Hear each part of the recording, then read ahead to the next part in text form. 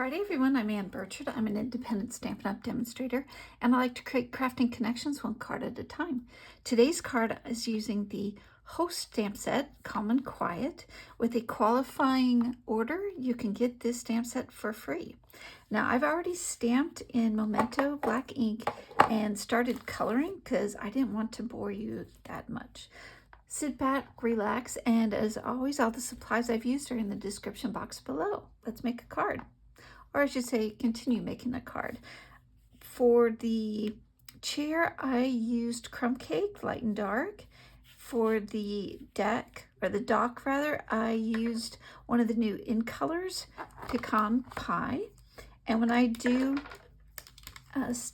coloring with Stampin Blends, I always go over with the light, go back in with the dark, and the artist has already drawn in the shadows for you, and then another final coat of the light color. So again, sit back, relax, let's make a card.